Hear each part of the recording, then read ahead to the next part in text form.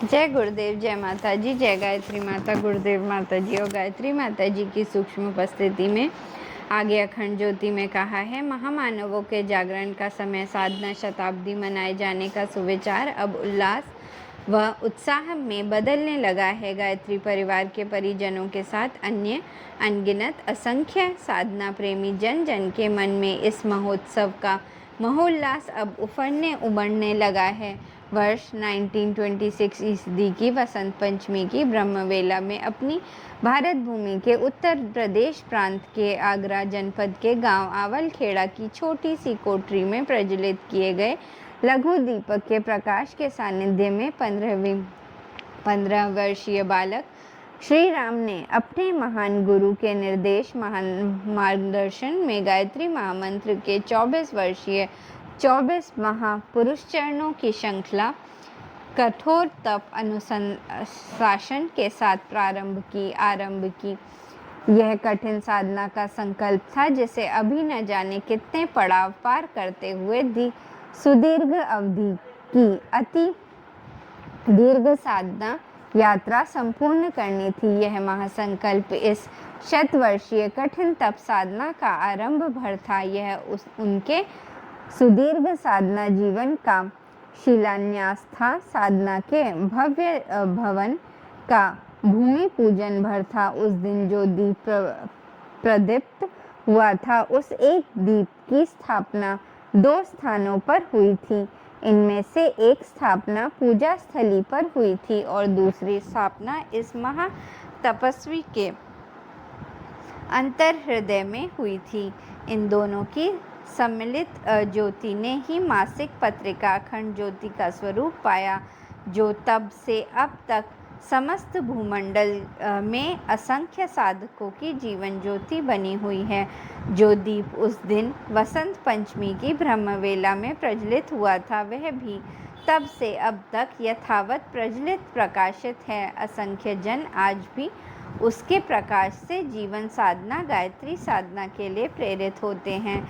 इस साधना दीप के प्रकाश में केवल गायत्री महामंत्र के 24 महापुरुष चरण की संपन्न नहीं हुए, बल्कि उनके प्रकाश में साहित्य संस्था व संगठन का विशाल व्यापक स्वरूप साकार हुआ। गायत्री महापुरुष चरणों की अनुभूतियाँ गायत्री महाविज्ञान का महाग्रंथ बन गई। गायत्री का ज्ञान अन्य 3,500 पुस्तकों के रूप में प्रकट और प्रकाशित हुआ। साधना और साहित्य ने जिन्हें अपने में पिरोया, उन्हीं समर्पित साधकों ने संस्था व संगठन का विस्तार किया। अवलखेड़ा अखंड ज्योति संस्थान, गायत्री तपोभूमि, ब्रह्मवर्चस्व शोध संस्थान, शांति कुंज एवं देव संस्कृति विश्वविद्यालय के रूप में मथुरा व हरिद्वार में उन महान तपस्वी का आध्यात्मिक वर्चस्व ही प्रकट हुआ है। उन्हीं के अंग अव्यय के रूप में करोड़ों गायत्री परिजन आज देश व धरती में पहुँच और फैले हुए हैं। आज ये असंख्यों को अपने जीवन से जीवन मार्ग दिखा रहे हैं। यह सब गायत्री महाविद्या की महासाधना के महाविस्फोट का दृश्य रूप है। यह वह सब है जिसे हम में से हर एक अपनी खुली आँखों से देख सकता है। इस सब कुछ के अलावा और भी ऐसा बहुत कुछ है जिसे हम अपनी खुली आँखों से नहीं देख पा रहे हैं। शतवर्षीय साधना के दृश्य के अलावा अदृश्य परिणाम बहुत व्यापक हैं। यह सब जो कुछ भी है, वह सब का सब उस महान अतिमानव की साधना सामर्थ्य का परिचय है, जिन्हें हम परम पूज्य गुरुदेव के रूप में जानते हैं। लोक जीवन, सांसारिक सामाजिक जीवन में जिनकी यथागत गाथा पंडित श्री राम शर्मा आचार्य नाम से गाई जाती है, तब से जिनका व्यक्तित्व विनिर्मित हुआ है और वेद ज्ञान से लोक ज्ञान से जिनका कर्तव्य प्रकट हुआ है, उनके तप व ज्ञान का सम्यक व संपूर्ण परिचय दे पाना तो शायद किसी के लिए संभव न हो पाए, क्योंकि सम्यक परिचय दे पाने के लिए उनके बारे में सम्यक ज्ञान भी तो आवश्यक है, और ऐसा इसलिए संभव नहीं क्योंकि उनका जीवन कभी सतह पर था ही नहीं। इसलिए जो कुछ दिख रहा है वह उनके जीवन के अमृत कलश की कुछ बूंदें भर हैं।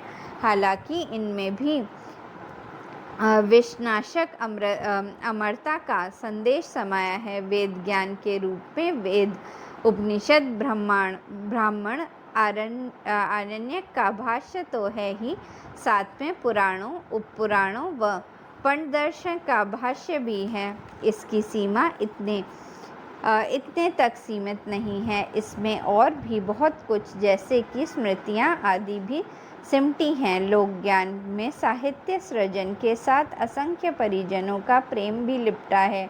यह प्रेम ऐसा है जिसमें लिपट कर असंख्य परिजनों की पीढ़ियाँ उनके उद्देश्य के लिए पुरुषार्थ करते गुजर गईं। सब धरती कागज़ करूं, लेखनी सब वन राय, सागर सप्त की स्याही करूं, गुरुगुण लिखा न जाए। यदि मैं सारी धरती का कागज़ बना लूं, सारे वनों की लकड़ियों को एक के बाद एक लेखनी बनाता चला जाऊं और सभी साथ सागरों की स्याही बनाकर लिखने के लिए बैठूं, तब भी उनकी तप महिमा, ज्ञान महिमा, व्यक्तित्व महिमा व कर्तव्य महिमा का बखान संभव नहीं है। यहाँ पर प्रयास तो बस यह कहने का है कि वर्ष 1926 की वसंत पंचमी की ब्रह्मवेला में प्रारंभ हुई साधना अभी तक थमी नहीं है। इन वर्षों में इसमें अनेक पड़ाव आए, बाधा व्यतिक्रम भी आए, स्थान भी बदले और असंख्य तूफान भी आए। आवलखेड़ा से मथुरा और मथुरा से हरिद्वार, बीच बीच में होती रही हिमालय यात्राएं, और फिर अंत में साधना की तीव्रता को तीव्रतम बनाने के लिए स्थूल शरीर व स्थूल जीवन का त्याग। कैसा विचित्र संयोग बन पड़ा। स्थूल जीवन में स्थूल शरीर से कठोर तप का आरंभ हुआ था वर्ष 1926 ईस्वी की वसंत पंचमी की ब्रह्मवेला में, जबकि सूक्ष्म शरीर का सूक्ष्म जीवन का कठिन तप आरंभ हुआ वर्ष 1990 की गायत्री जयंती को। तब 1990 ईस्वी की गायत्री जयंती को गायत्री महाविद्या का महासाधक स्वयं गायत्रीमय होकर सूर्य की तपन के साथ महातप में संलग्न हो गया। यह केवल जीवन के आयाम का परिवर्तन था। इस परिवर्तन में उनकी तप साधना में न तो कोई विश्राम आया और न कोई अल्प या अर्ध विराम, यह तो अविराम ही बनी रही। उनके संकेतों को समझकर, उनके अदृश्य दृश्य दर्शन पाकर यह बात अनुभूति पूर्ण विश्वास से कही बताई जा रही है। इसे वर्ष 2026 तक यथावत चलते चले जाना है।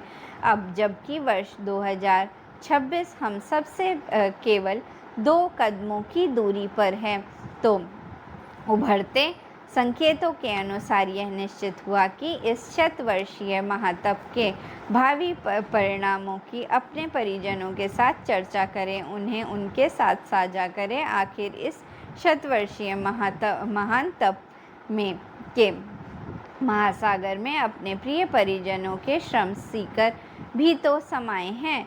इसमें उनकी पीढ़ियों का पुरुषार्थ भी तो संजोया है। आसुरी अंधियारे से हम सब परम पूज्य गुरुदेव के नेतृत्व में जूझते आए हैं।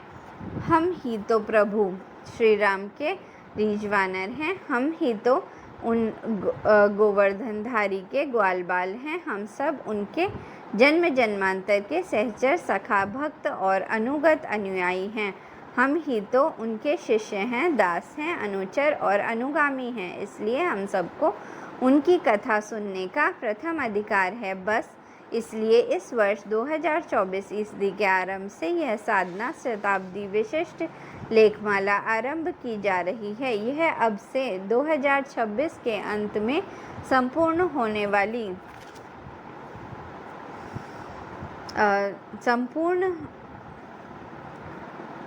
होने वाली तप साधना के परिणामों का हल्का सा परिचय है। इस शतवर्षीय साधना की संपूर्णता इस दीर्घ अवधि तप साधना के 100 वर्ष पहले हुए आरंभ का अंत है, लेकिन साथ ही वर्ष 2027 ईस्वी के आरंभ से प्रारंभ हो रहे 24 वर्षीय महातप का आरंभ भी है।